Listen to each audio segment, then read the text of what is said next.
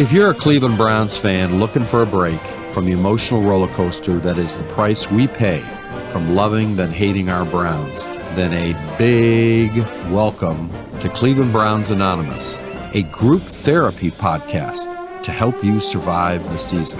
So let's start our meeting. Hi, everybody. It's Mike Reilly with Brook Reilly here, talk about the Browns, and we're going to spend some time talking about the new story that dropped on New York Times, The Athletic, backstory on Deshaun Watson and the Browns. It's a cold day in Cleveland. How are you doing, Brook? Good. Yeah, it's cold. Okay, well, let's talk about this article in The Athletic, and it goes into detail about how the Browns, they went down to Houston, sweet-talked Deshaun Watson. Stefanski, showed him what their offense was like, how he could thrive. And I guess that didn't get Deshaun Watson's attention. Guess he wasn't really interested in winning a Super Bowl or playing with a top-flight organization. But the Benjamins were talking, and that's why he signed up. Then he gets to Cleveland. And he proceeds to basically tell Stefanski, this is how I want to run the offense, the shotgun, not this play action bullshit, Bill Callahan, and the guy wasn't really interested in that. So, Brook, guess what Stefanski did? You want to take a guess? Changed his offense, changed his offensive coordinator, which then led to the early exit of the legendary Bill Callahan. And that was the beginning of the spiral of the Browns, which resulted in this season. So before I get into my specifics, why don't you, what's your general thinking here or thoughts? I mean, I think the other biggest thing you're not pointing out is, and I have the article up, I forgot this part, that Stefanski wouldn't point out Watson's mistakes in front of other players. Whoops. And as soon as Watson went down, when Jameis took over in DTR, like magic, Stefanski would go in the film room with the players and point out Watson or Winston's mistakes and DTR's mistakes. So right there, that just tells you all you need to know, that this guy's been coddled since the day he got here. It's all bullshit. I mean, I knew it was bullshit in the press conference when he said, it was always at Cleveland. Yeah, okay, sure. You just got the biggest contract, fully guaranteed. And the other thing that's been circling around, like the Browns Reddit pages, which is one of the most depressing Reddit pages I've ever seen, is there's a lot of conspiracy now that he ruptured his Achilles again about 2 weeks ago. So what we sent a hitman down? Well, he was chasing massage person. If there are any Watson fans out there in Cleveland, which, I'm sure there are a couple, but no, they drive cars with Pittsburgh Steelers bumper stickers on. Yeah, right. Before the second Achilles injury, so let me try to sum this up. He ruptures his Achilles, what was it, like week 6? Yeah, he just back in the pocket, and all of a sudden he gets sacked or something. He wasn't even sacked. He just he ran or something, made a move, whatever. He went down. It was really a bad day in Cleveland. Fans were semi-cheering. He's crying in the car. I mean, yeah. I felt bad for him just watching it, but then you're like, okay, well, now we don't have to see his play anymore. So he ruptures his Achilles in, let's say, October. He gets surgery. So since October, he's been recovering. And he was down in Florida or wherever he is with, his girlfriend, and he ruptures his Achilles a second time. So if you think he was ever coming back after the first Achilles injury, that is long gone.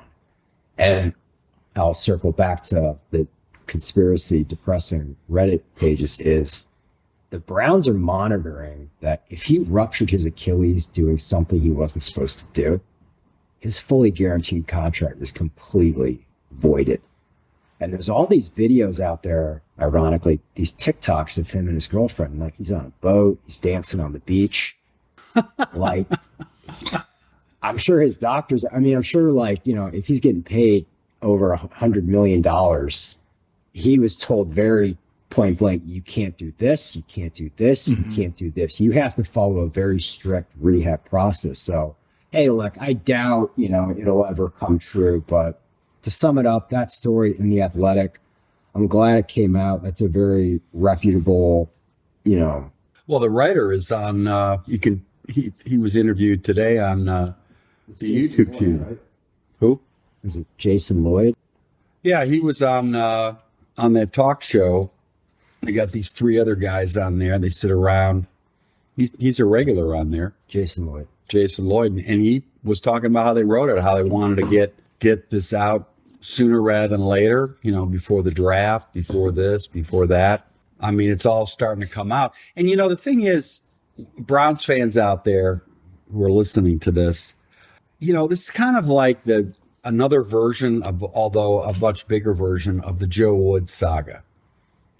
Everybody in Cleveland, except the Browns top management, knew Joe Woods was terrible.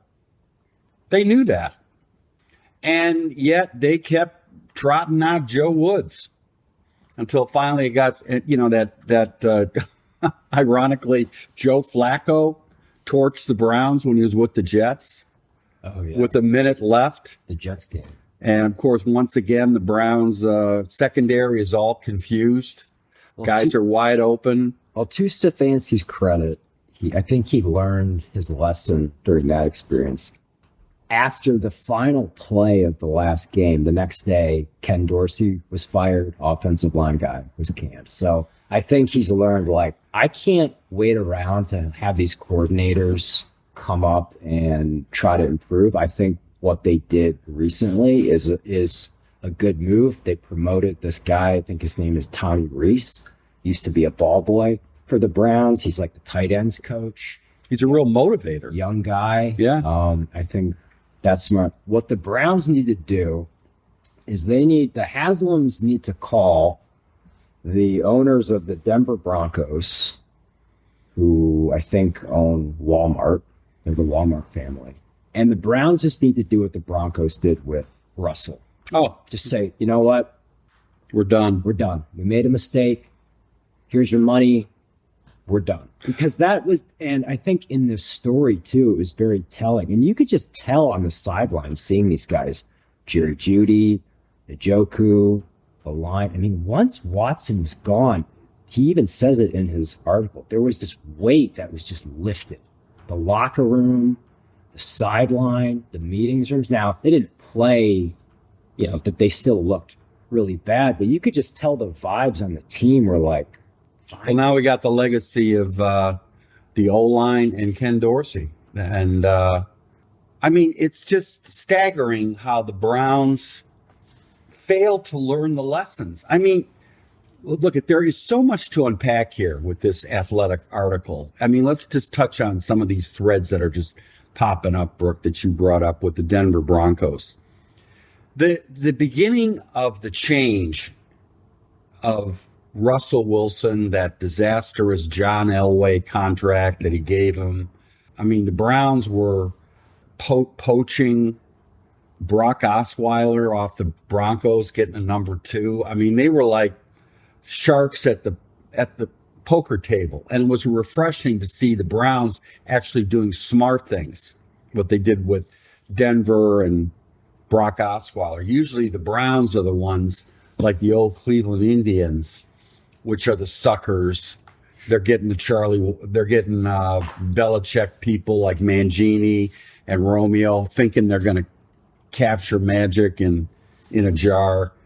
But what's revealing about the Athletic story, and then you compare that with Sean Payton coming in with Denver Broncos. Could you imagine Sean Payton with Deshaun Watson? Oh, you bet. Payton would have him doing laps. Well, in this article too, they were doing. You remember that in the Athletic, Stefanski wanted his quarterbacks to be throwing into that net. You know, it's what all different colored nets. Yeah. You know, we'd recognize the coverage. Watson's passing balls to like a ball boy. Right. And hey, no surprise. Who do you think was the least accurate quarterback last year? Deshaun. It's like this guy isn't. You know, he's not Tom Brady. I mean, he had a couple good seasons with the Texans, but I mean, they just coddled him. They gave him all this money. They screwed up all those draft picks. They got rid of Baker. I mean, the Browns before John Dorsey came in, the Browns were the laughingstock. And it was really kind of like next year. And I always could tell when the Browns kind of like shifted from like not being the laughing stock, because you and I both listened to the Bill Simmons podcast. He's a great kind of like barometer to be like the Cleveland sports scene. Right. Bill Simmons loves the Cavs, right? Cavs fucking love that team. But the Browns, when they got Baker and they had Landry and they had Chubb, his podcasts were like, hey, Cleveland, they're kind of feisty. They're frisky. You love that word, frisky. And it was really like, okay, let's get some And now it's like they did their rankings with Sal of like top 5 most screwed NFL teams, and they each were like, oh, it's hands down. It's the Browns. It's the Browns. Yeah. Well, you know, let's just kind of go up treetop level here and look down. First of all, I think everybody in Cleveland knew that the Browns screwed up with getting Watson. Everybody, once again, except the brain trust, and I put air quotes on that, of the Browns organization. And I'm hoping, praying that the Browns organization has the come to Jesus moment, starting with Kevin Stefanski. This article in The Athletic is damning in the ineffectiveness of Kevin Stefanski.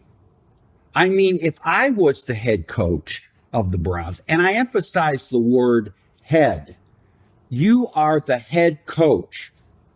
You're not the co-coach with Deshaun Watson. And I can assure you, I would have been sending messages not only to Watson, but to the whole locker room, the whole organization.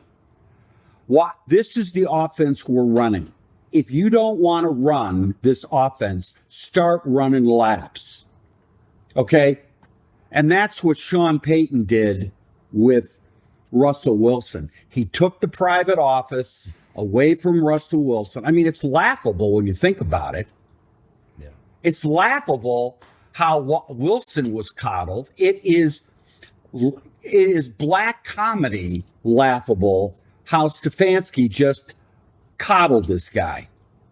I mean, everybody in the locker room knew that. And then, of course, you've got this plague of just dumb penalties left and right. Jumping off sides, in motion, interceptions, pick six, you name it. We were one of the worst teams in the league. We were the poorest coach team. And then you got to listen to Stefanski go out there and say, I got to coach better.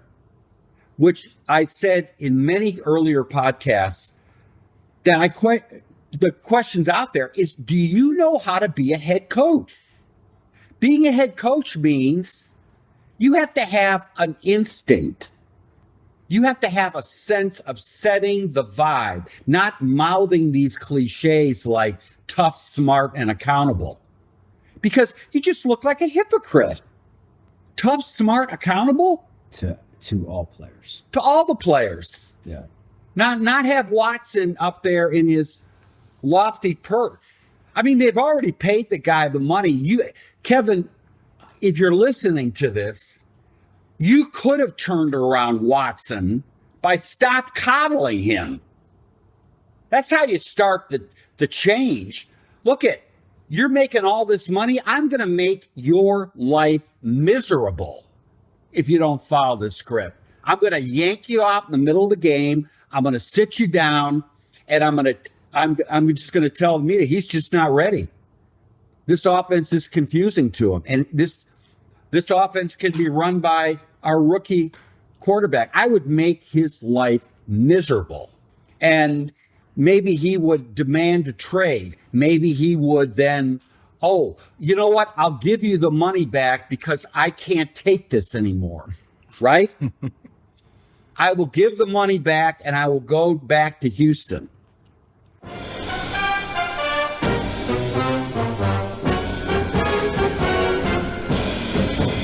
Hey, let's stop here. We got to pay some bills. 30 seconds, and we'll be back. Getting your house ready to sell, or you just need some basic repairs, and you can't get anybody to come out or even return your phone call. Then call Reilly Painting and Contracting, your home mechanics, for all of your home repair needs, from electrical, plumbing, roof repairs, and getting your house ready to sell. 45 years in the business, a AAA on the Better Business Bureau, and we're on the preferred contractor list in Cleveland Heights and Shaker Heights. You can contact us by calling 216-371-8160 and leave a message. And guess what? We'll call you back.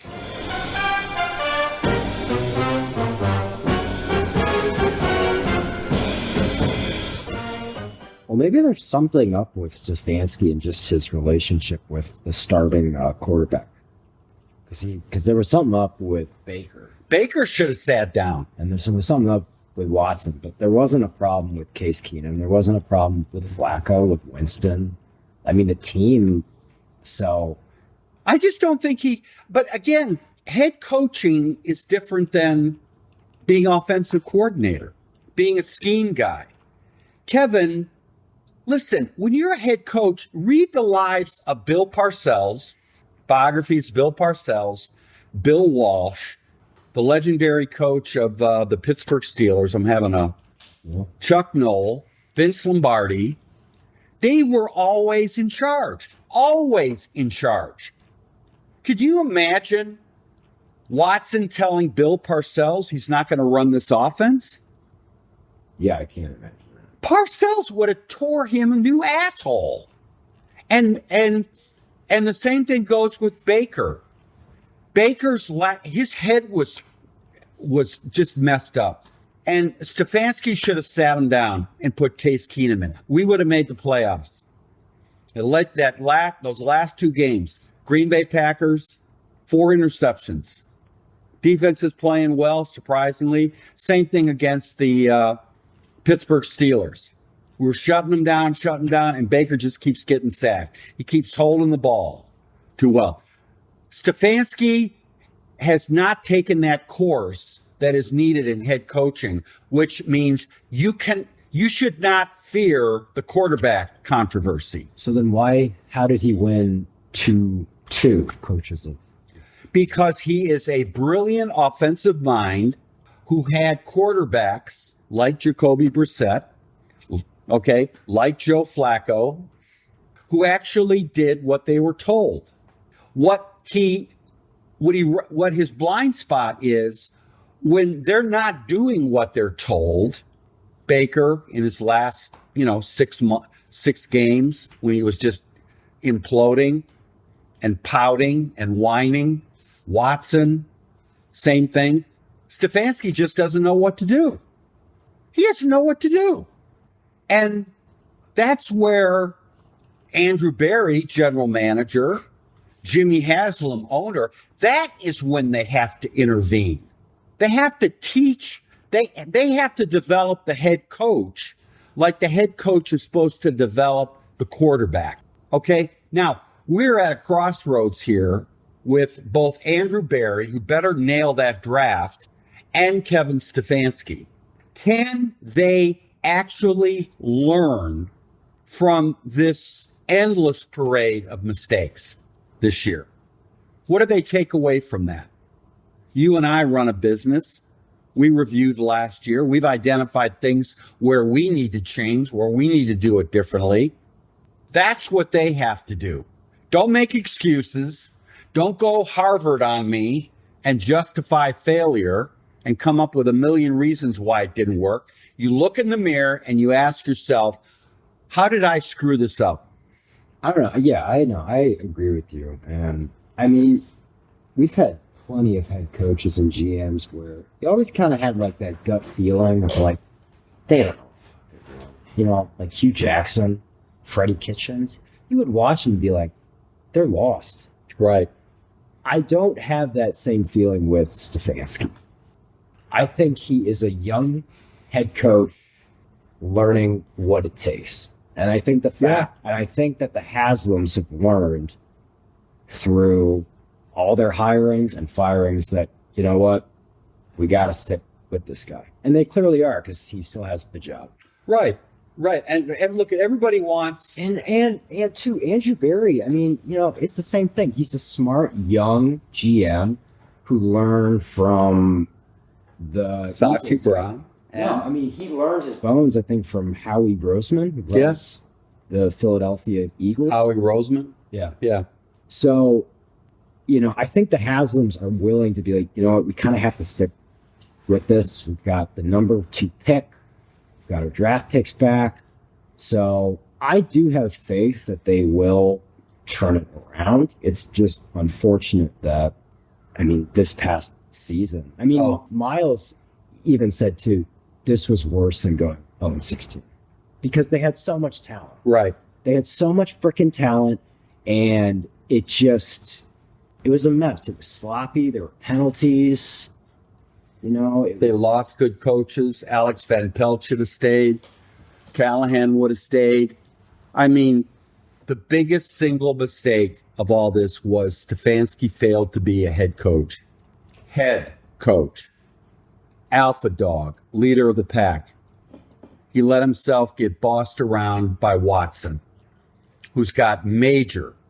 You know, there are some doubts, you know, all this stuff comes up after the fact, but there was a lot of stuff a couple months ago written about how Watson's really not that bright as a quarterback. He's got great athletic skills, he's got great instincts, but Bill O'Brien got the most out of him. But even then, Watson was taking a lot of sacks. And then he started pouting. He never took, you know, they got in the playoffs, but he never took them beyond that. I mean, he's certainly no Tom Brady. He certainly no, when you think about money quarterbacks, guys are going to, you know, elevate the team. He wasn't that guy. And what they failed to see in him was the beginning of this disastrous season. You know, they're paying him all this money. What are you not seeing in this guy's character? You know, is he gonna do the extra work to learn a new offense, to develop his skills? Or is he gonna want to be, you know, have it all on a platter? Okay? And again, I said in an earlier podcast, and I know I'm repeating myself, Watson has never been held accountable up until now. But he's still got all this money. He has not been held accountable. And you know what? You think about if you had Stefanski, now we're getting kind of into the draft and what do we do next? But let's just say, let's take Jameis Winston. Can Stefanski make Winston with that old school Browns Chubb running, Bill Callahan type running game where Jameis is not asked to throw 50 times a game? Can they teach this guy how to be a better quarterback? Big question mark there. But look how they got Trubisky, Case Keenum. Cousins had his best year with Stefanski. Well, that's who they're saying. Who's going to come here? Yeah. Let's see, that is Kirk Cousins. Kirk Cousins? You know. What was Andrew Berry's last first-round draft pick? Was that Jed Wills? Last first-round draft pick was... Did he nail that? No, it's Jedrick Wills. Jed Wills. Yeah. No. But that was his last one. Njoku was a number one with, or was that Dorsey? That was Sashi. Did Sashi pick Jed Wills? No. Okay. It was Andrew Berry. You know what? I think the Browns should take that Penn State guy, make Miles happy. bring in a younger version of Miles that just get a Hall of Famer, instant All-Pro, impact player. Well, I'm glad. I'm kind of done talking about Watson. Okay, we're done. He's just too Okay, Amari, we're done. We're done. Watson. Moratorium. It's fun talking about the draft, and I think it's really one thing to really monitor is this whole Deion Sanders thing. Shador Sanders. Well, he's always said his dream would be to coach his son in the NFL. Good. And there's a lot of chatter of him going to, meaning Deion, to coach either the Raiders Or the or Cowboys. the Cowboys. Yeah. So you look at a team like, let's say Deion goes to the Raiders. I think they have the number 5 or 6 pick. Right. Trade Swap up to picks. number 2. Give us a haul. Yeah. I mean, unless, and you're not going to like this, unless Andrew Berry, Stefanski, and their head scout is like, no, Shador Sanders, he's the guy. Take him. Or Cam Ward, he's the guy. Unless they are that adamant of we're taking the quarterback, then fine, you take it. I'm not a scout. I'm sick of hearing every draft, wait till the next year. No, there are hidden gems. There are guys in every draft. Justin Herbert was the number 9th pick. How about Patrick Mahomes? Pat Mahomes, guy on Washington, what's his name? Jaden Daniels. Yeah. They were yeah. I mean, all the scouts said about all these guys was, yeah, they're okay. That's what they're saying about Cam Ward. That's what they're saying about Shador. So it's I don't trust any of these pundits who say, wait till next year. I really think the Browns need to load up on a tackle, left tackle. They got to get they got to get a great O-line coach in. I think they may have gotten a young Bill Callahan. This guy is supposed to be a Bubba Ventrone motivator, which they lacked. That was another disastrous move. I guess Batonio says, this guy was, my job here is to bring everybody together, as opposed to Callahan, who was like a Marine Corps drill instructor. They need that drill instructor, motivator at O-line. Give Jed Wills a kick in the ass if he won't be sticking around. But DeJuan Jones, the guy from Ohio State, I mean, look what Callahan did to him a year ago. Turned him into a virtual all-pro. I'm fine with, not taking a quarterback. But again, if they're all on the same page and they like it, then go ahead and take them. But I think the model that they should be following is what the Lions did. Oh, the Lions. Yeah. I mean, the Lions took Jared Goff. Offensive line. Yeah. They built that defensive line in each draft, and then they went out, got Jared Goff, and people were like, yeah, right. Yeah. good luck there. And now they're probably, going to make it to the Super Bowl. You get the Browns team of even this year, if you had to go back in time, keep Callahan, keep Alex Van Pelt, run the system that you have, bring back Flacco, they would have been in the playoffs. No doubt. Okay? We're not talking Watson, but they would have been in the playoff with a competent core. Even Jameis Winston, if they ran the ball more. We need a quarterback who's not going to turn the ball. Right. We need a Kirk Cousins. That's why loading up on the line. We've already got, I think Chubb's going to come back. May not be, 100% Chubb. He's going to come back. We've got running backs. We got to get a great line. We've got Njoku. We've got Jerry Jeudy. We've got Cedric Tillman had a good year. We've got players there. Okay. You beef up that line. Conklin comes back. Batonio signs up for another year. They're loaded at center. They're going to get Whippler back. He'll be coming back. And they get that, go back to what they're good at. Run that offense. You get a Kirk Cousins and just say, you don't need to win the games for us. You need a game manager. And then you get a shutdown D. You get the Penn State guy. You get a linebacker. Hopefully, JOK comes back, returns. You got the parts there. And now you don't have the who will not be mentioned hovering in the background, right? Right. Yeah. Voldemort. You have any picks for who's going to make it to the Super Bowl? Boy, I tell you, hey, speaking of O-lines, look at the two top teams. Philly's good. I mean, and their quarterback, Jalen Hurts, he's no Tom Brady. He's no Judge. But they've got one of the best O-lines in the league. They got Saquon Barkley. They got a good defense. If Saquon Barkley come back from his knee, so can Chubb. Yeah. They got a great O-line. Okay. And guess who else has a great O-line? Detroit. And they've been hit by injuries. Now they got the bye. I think it's going to be Detroit from the NFC. And I think with the AFC, I think it's going to be the Ravens. Yeah, me too. Baltimore's scary. Yeah.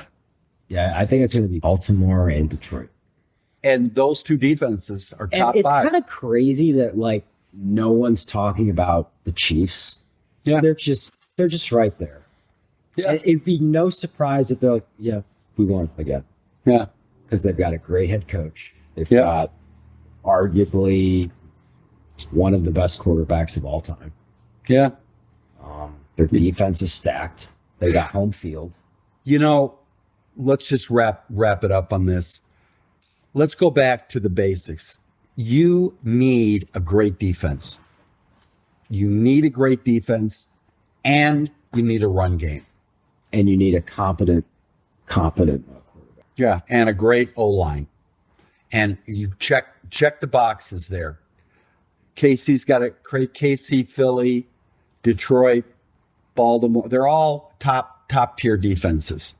And we've got some good guys on the O-line. You get that guy from Penn State. You get another line. All of a sudden, you've got a very, very good offense. And maybe we trade down. Maybe we get, Dion, primetime, gets on the Cowboys as their coach. And they're just salivating to get Shador. Well, right? Okay, so come on. That's my thinking. Okay. Right? This is in a perfect world because Jerry Jones is fucking crazy. He's running the whole show there.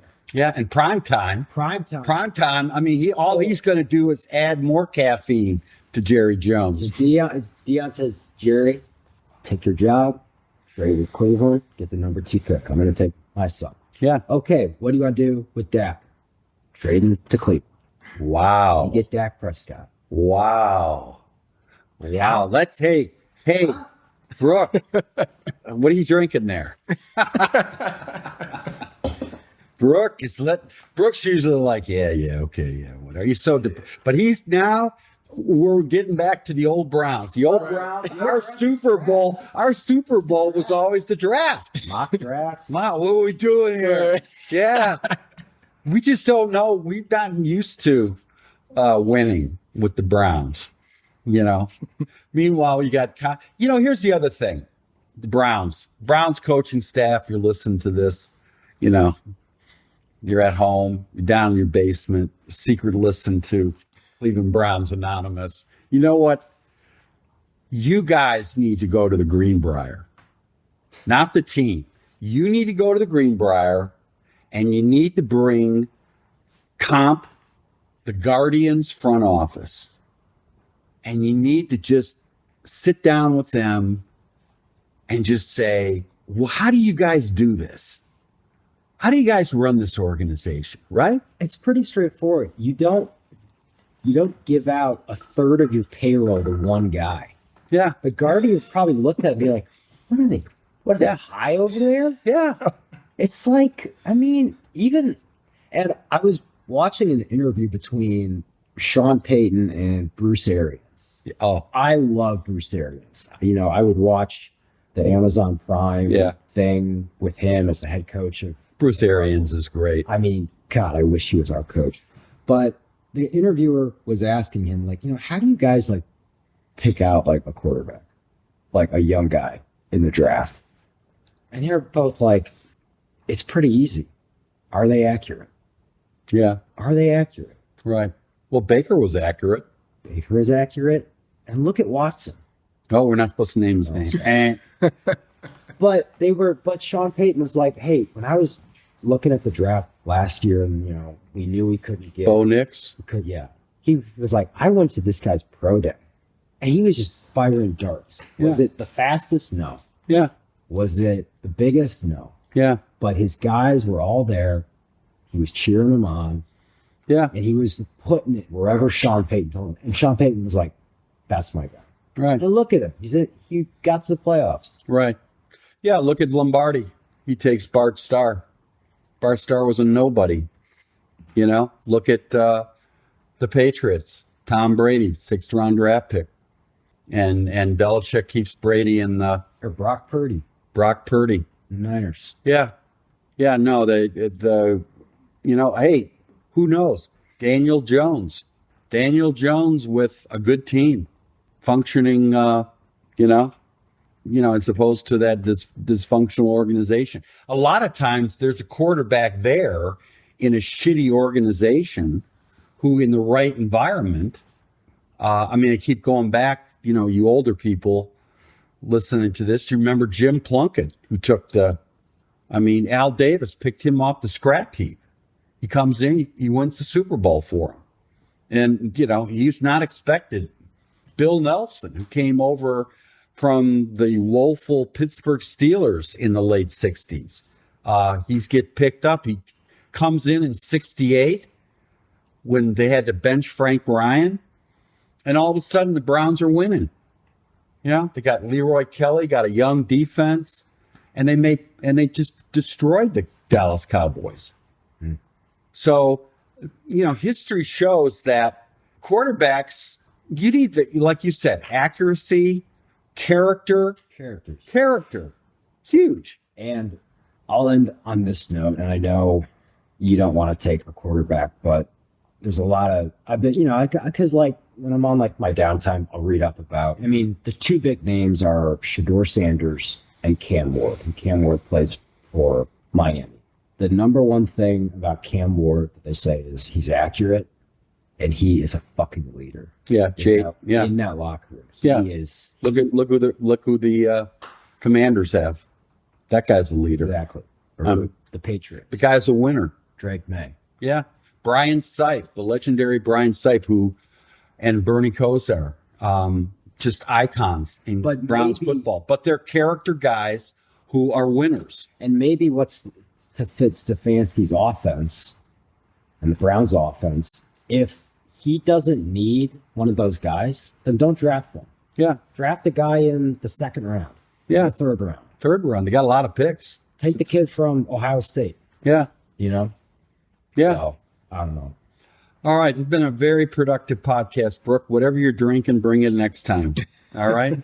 All right. Thanks, everybody. We're gonna talk more Browns draft. We're not going to talk about who anymore. All right. And if we do, Amari here, our engineer, will be deleting it. Yeah. Okay. Bleep it out. But no, just leave a. Right. Why did we pick? Right. Okay. All right. Well, on that note, thanks, everybody. All right.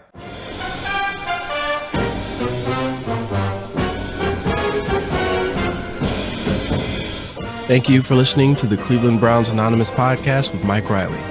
We have a lot more content on the way as we get this new podcast started. You can also check out some of our other podcasts like the Cleveland Real Estate Investor Podcast and other new ones that will start soon. On any platform that you find yourself listening to us on, feel free to leave us a like or comment or follow us. It always helps.